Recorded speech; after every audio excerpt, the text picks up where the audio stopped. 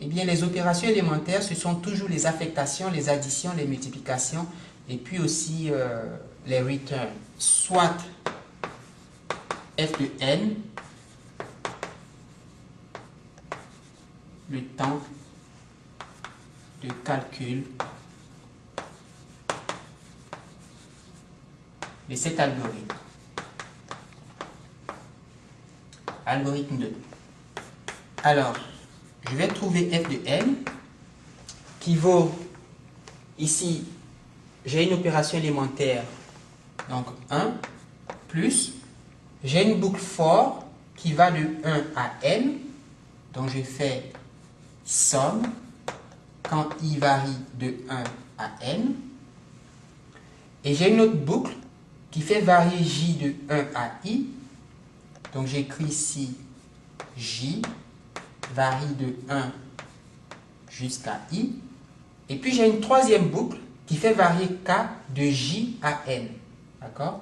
K varie de j à n, donc je fais somme lorsque k varie de j à n, et puis j'ai ici une instruction qui est composée de deux opérations élémentaires, une addition, une affectation.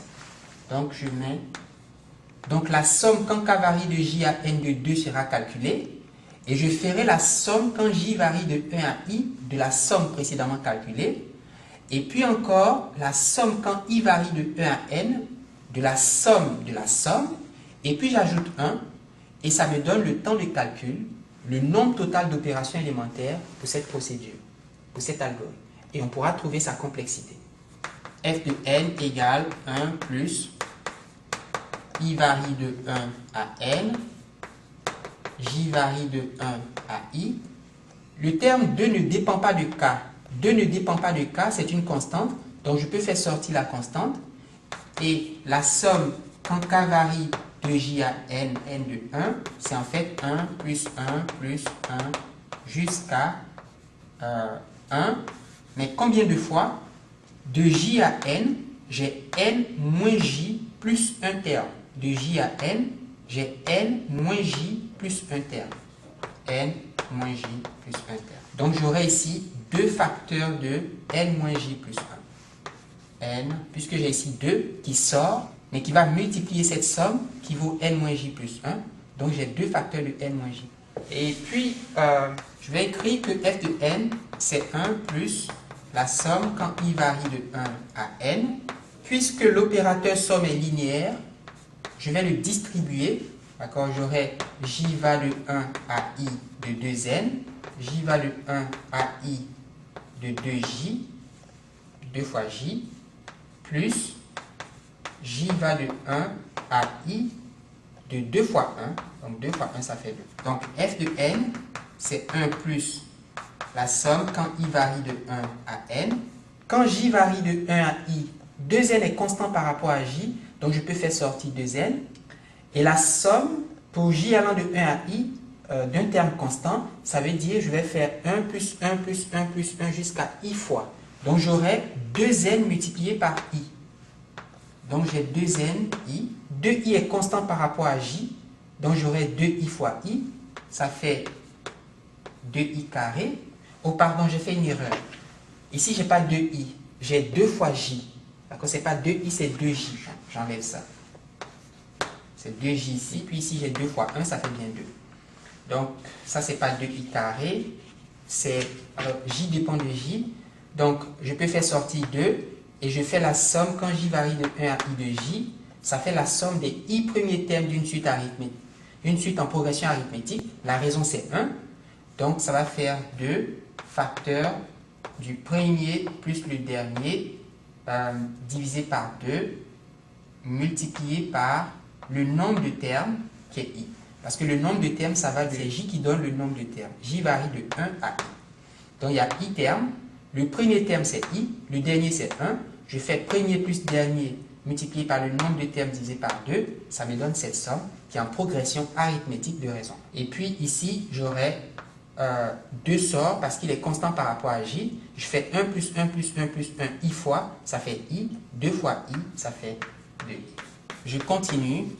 F de n égale 1 plus 2n somme, quand i varie de 1 à n de i, je fais sortir ce 2n, moins ces 2 s'en vont, i fois i ça fait i carré, i fois 1 ça fait i, donc je vais écrire, si j'ai 1, moins la somme de i carré quand i varie de 1 à n, puis la somme quand i varie de 1 à n de i, pour i fois 1, puis j'ai 2i moins i, ça fait i, donc je mets ici plus, j'ai simplifié cette expression comme celle-là.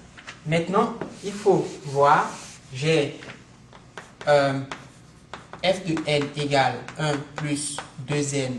J'ai la somme des n premiers termes d'une suite en progression arithmétique de raison 1. Donc j'aurai n plus 1 multiplié par n, qui est le nombre total de termes, divisé par 2.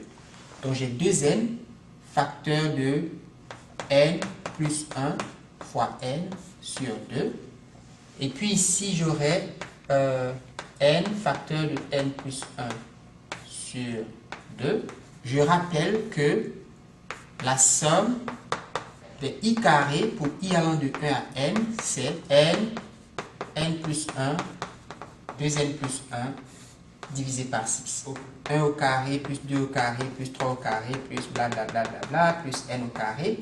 Eh bien, ça donne n facteur de n plus 1 fois 2n plus 1, le tout divisé par 6. Donc, je peux calculer ce terme qui va faire moins n plus 1, 2n plus 1 sur 6. Donc, finalement, f de n est 1, il est au 1, naturellement. Ici, vous avez n plus 1 fois n, ça fait n carré plus n. Si vous multipliez n carré plus n par 2n, ça vous fait un polynôme de degré 3. Un polynôme de degré 3. Donc, plus ON3, plus, vous avez n fois n, ça fait n carré plus n, c'est un polynôme de degré 2, donc plus ON2. Et puis, vous avez n fois n, ça fait n carré, fois 2n, ça fait 2n au cube.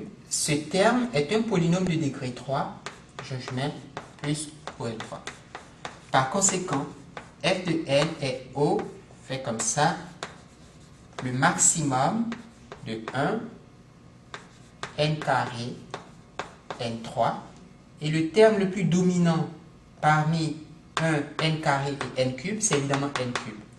Donc, je dis que f de n est ON3. F de n est ON3 parce que n3 domine n carré et n au voisinage de l'infini. À partir d'un certain rang, n au cube majeur n carré est 1. F de n égale à 1. F de n égale à 1. F de n égale à n carré. Mais f de n égale à n au cube.